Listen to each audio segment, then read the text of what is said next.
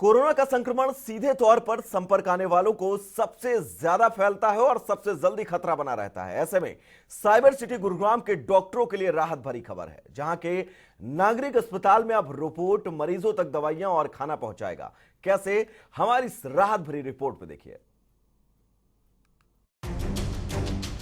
Corona कहर के बीच पूरा विश्व इसी कोशिश में लगा है कि कैसे भी करके इस महामारी से राहत पाई जा सके, कैसे भी करके इस संक्रमण को रोका जाए, कैसे भी करके लगातार फैल रहे इस वायरस को रोका जा सके, कैसे भी करके। लेकिन इसी बीच साइबर सिटी यानी कि गुरुग्राम में कोरोना के बीच एक राहत भरी खबर है।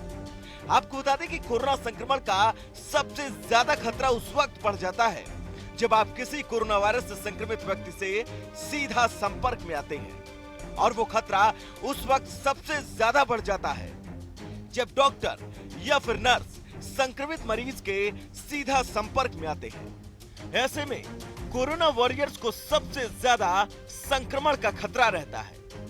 अब ऐसे में साइबर सिटी गुरुग्राम में आइसोलेशन वार्ड में भर्ती मरीजों की निगरानी रोबोट करेगा।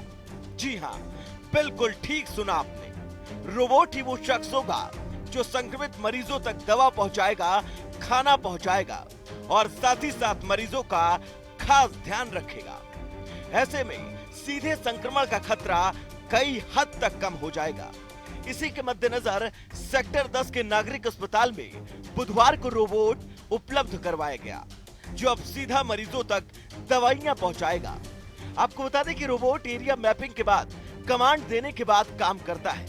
खैर, इस रोबोट ने कोरोना वॉरियर्स को थोड़ी राहत तो जरूर दी है। अब देखना यह होगा कि प्रदेश के किन किन अस्पतालों तक ये रोबोट उपलब्ध करवाए जाते हैं जो संक्रमण में थोड़ी राहत दे सके।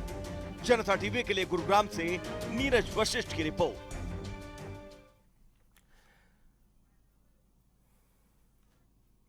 तो गुरुग्राम से हमारे सहयोगी नीरज वशिष्ठ जुड़े हुए हैं तमाम जरूरी अपडेट्स के साथ। नीरज, ये तस्वीरें जो हमने दिखाई हैं, ये तस्वीरें राहत उन डॉक्टरों को, उन कोरोना वॉरियर्स को पहुंचा सकती हैं जो सीधा कोरोना संक्रमित मरीजों के संपर्क में आते हैं। सबसे पहले मैं अपडेट चाहूंगा आपसे कि ये रोबोट किन किन अस्पतालों में मुहैया करवा दिए गए हैं और इनका इस्तेमाल जो है किस हद तक किया जा रहा है अब अस्पतालों में।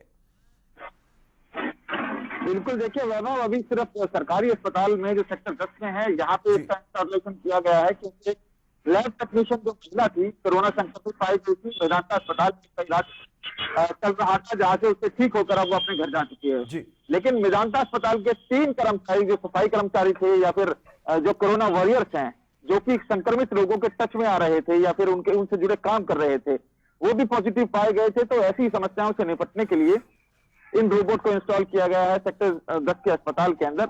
हालांकि अभी ये शुरुआती दौर है और इसके साथ साथ कितने अस्पतालों में इस ऐसी रोबोटिक मशीन को जो है ले जाया जाएगा, यह भी देखने वाली बात जरूर होगी।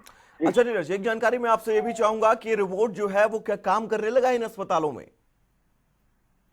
बिल्कुल, देखिए सेक्टर 10 के अस्पताल में काम करने लगा है क्योंकि सर्वाधिक पेशेंट यहीं पे हैं, सर्वाधिक क्वारंटाइन पेशेंट यहाँ पे हैं। तो ऐसे में संक्रमण की संभावना जो थी सर्वाधिक यहाँ पे थी, गुरुग्राम के अंदर थी। सेक्टर 9 के कॉलेज में तकरीबन 100 से ज्यादा जो क्वारंटाइन जो संक्रमण से जूझ रहे लोग हैं, उनके परिवारों को रखा गया है। तो ऐसे में कहीं ना कहीं संक्रमण की जो एक डर बना हुआ था, उससे निपटने के लिए कहीं ना कहीं रोबोट को इंस्टॉलेशन जरूर किया गया है। अच्छा, प्रतिक्रियाएं कैसी आ रही हैं इस रोबोट को अस्पताल में पहुंचाने के बाद? डॉक्टरों की, नर्सों की, या फिर आपने बातचीत की होगी, क्या कुछ प्रतिक्रियाएं हैं? बिल्कुल, देखिए कोरोना कर्मवीरों की जो डर का माहौल जो था, एक भय का माहौल था, वो अपने काम को शिद्दत से नहीं कर पा रहे थे। उसके अंदर कहीं ना कहीं जरूर उनको राहत मिलती जरूर दिखाई दे रही है। लेकिन ऐसी मशीनरी जो है और इंस्टॉलेशन की जानी चाहिए जिससे कि जो आंकड़ा है, चाहे निजी अस्पतालों का हो चाहे सरकारी अस्पतालों का हो, वो कम से कम दर्ज किया जा सके। चलिए नीरज, बिल्कुल तमाम जरूरी अपडेट्स के लिए आपका बहुत बहुत शुक्रिया। तो कोरोना कहर के बीच राहत भरी खबर आपकी टीवी स्क्रीन पर गुरुग्राम में, जहां पर किस तरह से आपने देखा कि रोबोट के जरिए अब लोगों तक दवाइयां जो हैं वो पहुंचाई जाएंगी।